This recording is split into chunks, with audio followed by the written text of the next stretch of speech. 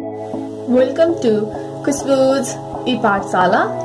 यो भिडियोमा हामी क्लोरोप्लास्ट डिभिजनको बारेमा डिस्कस गर्छौं। क्लोरोप्लास्ट डिभिजन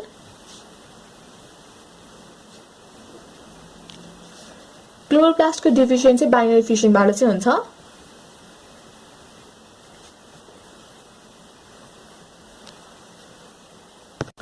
फर्स्टमा चाहिँ क्लोरोप्लास्टको चाहिँ ग्रोथ हुन्छ है।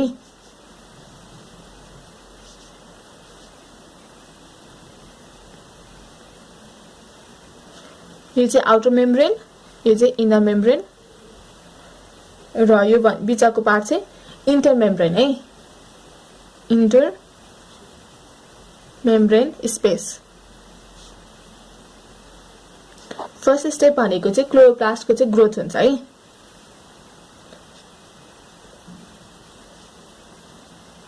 ग्रोथ। क्लोरोप्लास्टको इनर मेम्ब्रेन भित्र चाहिँ प्रोटिन्सहरुले चाहिँ जेट रिङ चाहिँ फर्म गर्छ है। Jet ring.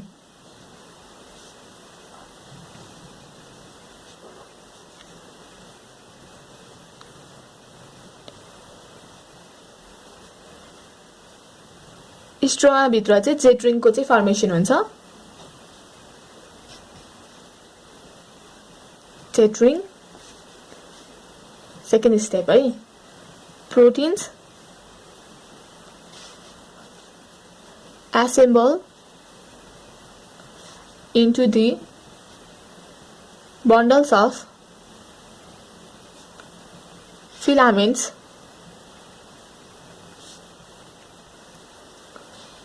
forming jet ring inside the chloroplast.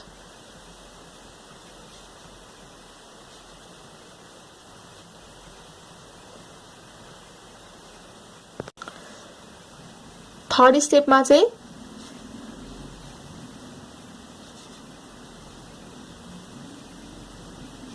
Jet ring छँदैछ।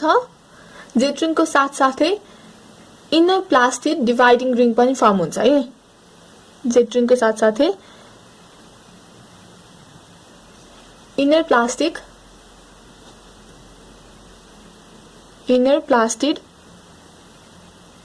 डिवाइडिङ रिङको फर्मेसन हुन्छ।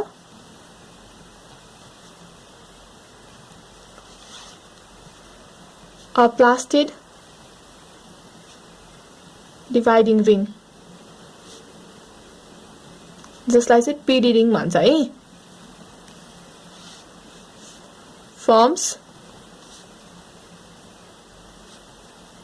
inside chloroplast inner membrane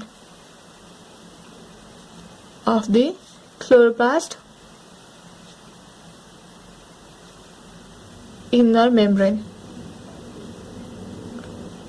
त्यसैगरी पीडी रिङ चाहिँ बाहिर पनि फर्म हुन्छ है।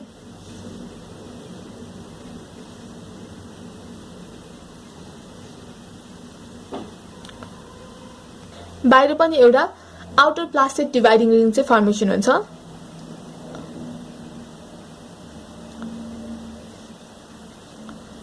Outer plastid dividing ring.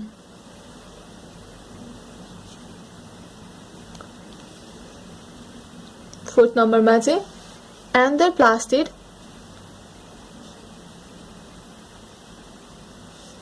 Dividing ring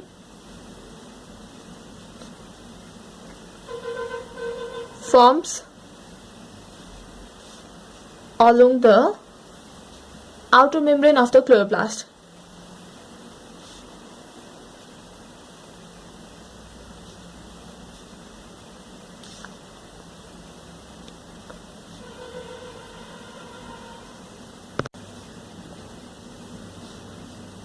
outer plastid dividing रिङले चाहिँ अब चाहिँ कन्स्ट्रिक्सन चाहिँ गर्न थाल्छ है।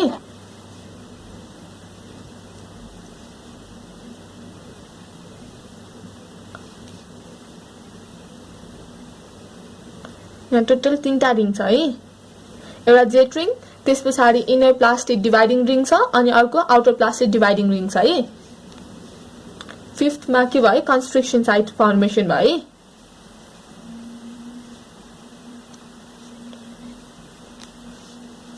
the outer plastid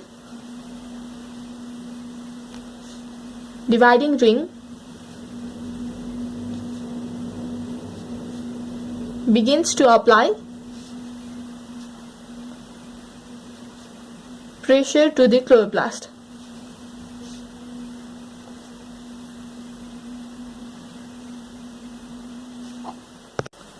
जब चाहिँ कन्स्ट्रिक्सन चाहिँ सर्टेन डायमिटर चाहिँ पुग्छ तब चाहिँ डायनामिन प्रोटिनको चाहिँ एसेम्बल हुन्छ है। डायनामिन प्रोटिन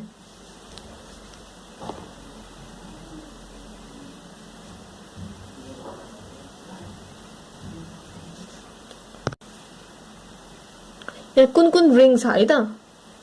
सबसे भित्रको चाहिँ जेट रिङ थियो है। जेट रिङ भन्दा बाहिर चाहिँ क्लियर छैन है हल्का। जेट रिङ भन्दा बाहिर चाहिँ इनर प्लास्टिड डिवाइडिङ रिङ,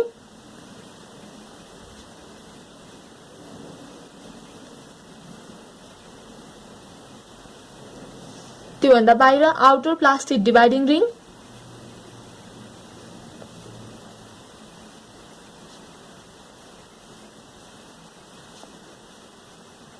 र त्यो भन्दा नि बाहिर चाहिँ डायनामिन रिङ छ है। डायनामिन रिङ यो चाहिँ 6 नम्बरमा है। 6 नम्बरमा के भएको छ यहाँ लेखौँ है।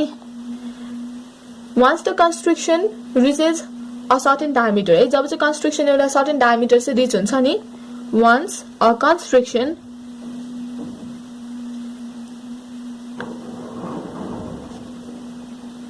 reaches a certain diameter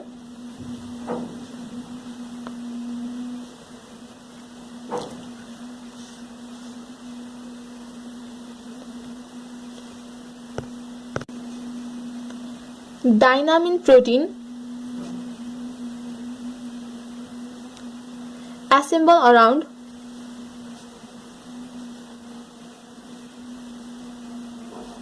the outer plastid dividing ring है। the outer plastid dividing ring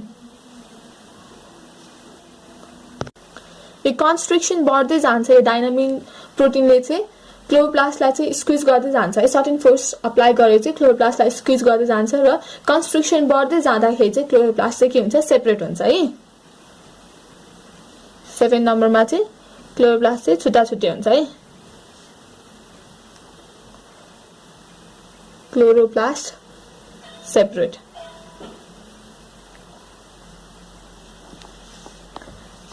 अहिले हामीले के डिस्कस गर्यौं त्यसलाई रिभाइज गरौँ है त। क्लोरोप्लास्टको डिभिजन चाहिँ बाइनरी फिसनबाट हुन्छ। फर्स्ट स्टेप भनेको चाहिँ क्लोरोप्लास्टको ग्रोथ हुन्छ। सेकेन्ड स्टेपमा चाहिँ जेट रिङको चाहिँ फर्मेसन हुन्छ इनसाइड द स्ट्रोमा। थर्ड स्टेपमा चाहिँ inner plastid dividing ring PD रिङको चाहिँ फर्मेसन, इनर पीडी रिङको चाहिँ फर्मेसन हुन्छ। फोर्थ स्टेपमा चाहिँ आउटर पीडी रिङको चाहिँ फर्मेसन हुन्छ। अल टुगेदर अहिलेसम्म 3टा रिङको चाहिँ फर्मेसन भयो है। Jet ring, inner PD ring र आउटर पीडी रिङ है। फिफ्थ स्टेपमा चाहिँ कन्स्ट्रिक्सन साइटको चाहिँ फर्मेसन हुन्छ। अब कन्स्ट्रिक्सन साइटको फर्मेसन कसरी हुन्छ, आउटर पीडी रिङले चाहिँ फोर्स चाहिँ अप्लाई गर्न थाल्छ जसको कारणले चाहिँ कन्स्ट्रिक्सन साइट चाहिँ फर्मेसन हुन्छ। जब चाहिँ कन्स्ट्रिक्सन साइट चाहिँ सर्टेन डायमिटर चाहिँ रिच गर्छ तब चाहिँ डायनामिन प्रोटिनको चाहिँ रिङ चाहिँ फर्मेसन हुन्छ है। डायनामिन प्रोटिनको रिङ फर्मेसन हुँदाखेरि अल टुगेदर 4वटा रिङको चाहिँ फर्मेसन हुन्छ। त्यसपछि डायनामिन रिङले चाहिँ फर्दर फोर्स चाहिँ अप्लाई गर्छ अनि कन्स्ट्रिक्सन हुँदै जान्छ। त्यो कन्स्ट्रिक्सन हुँदै जाँदाखेरि क्लोरोप्लास्टको कन्स्ट्रिक्सन न्यारो हुँदै जान्छ र क्लोरोप्लास्ट चाहिँ लास्टमा गएर चाहिँ सेपरेट हुन्छ। यो डायग्राममा भनेको कुरालाई चाहिँ एकचोटि लेखौँ है त। डिभिजन प्रोसेस चाहिँ कसरी स्टार्ट हुन्छ, division process starts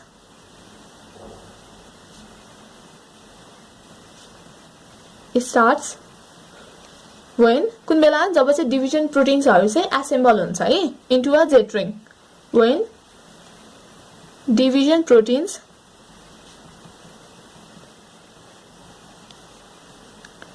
assemble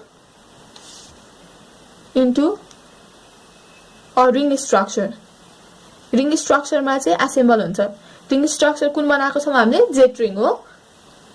jet ring कहाँ बनेको थियो? विदिन क्लोरोप्लास्ट स्ट्रोमा है, विदिन क्लोरोप्लास्ट स्ट्रोमा। त्यसपछि चाहिँ दुईटा पीडी रिङको चाहिँ फर्मेसन भएको थियो है। Next to PD rings. PD rings भनेको चाहिँ प्लास्टिड डिवाइडिङ रिङ्स है।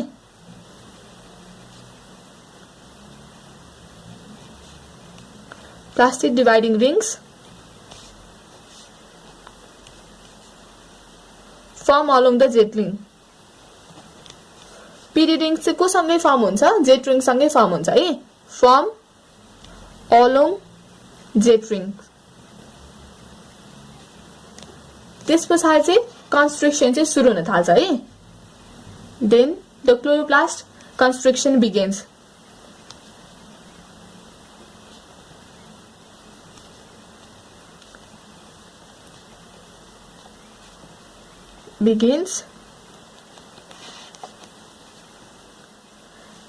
कन्स्ट्रक्सन सुरु भएर सर्टेन डायमिटर रिच गरिसकेपछि चाहिँ डाइनामिन प्रोटिन चाहिँ एसेम्बल हुन्छ है।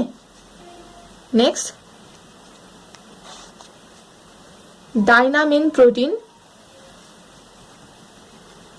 जसलाई चाहिँ मोटर प्रोटिन पनि भनिन्छ।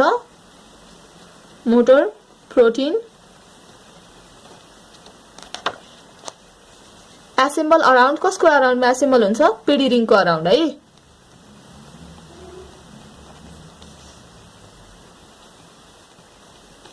पीडी रिङ डाइनामिन प्रोटिनले के प्रोभाइड गर्छ? फोर्स चाहिँ प्रोभाइड गर्छ है। Providing force. किन फोर्स प्रोभाइड गर्छ? क्लोरोप्लास्टलाई चाहिँ स्क्विज गर्नको लागि, to squeeze the chloroplast.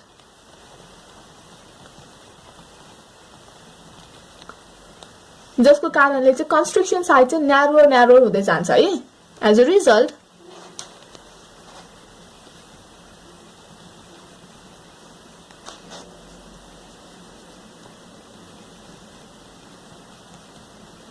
constriction site becomes narrower and narrower, so that two chloroplasts separate.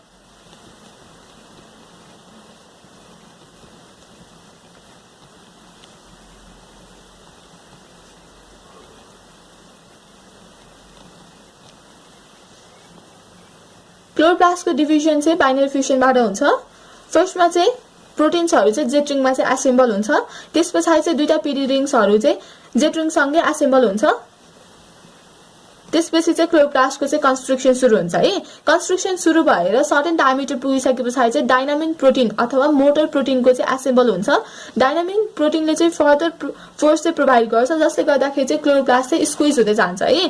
अनि कन्स्ट्रक्सन यति सानो हुँदै जान्छ, न्यारो हुँदै जान्छ। अनि त्यसपछि दुईटा क्लोरोप्लास्ट चाहिँ सेपरेट हुन्छ। यसरी चाहिँ क्लोरोप्लास्टको चाहिँ डिभिजन हुन्छ है। Thank you for watching this video. Take care, stay safe, bye bye.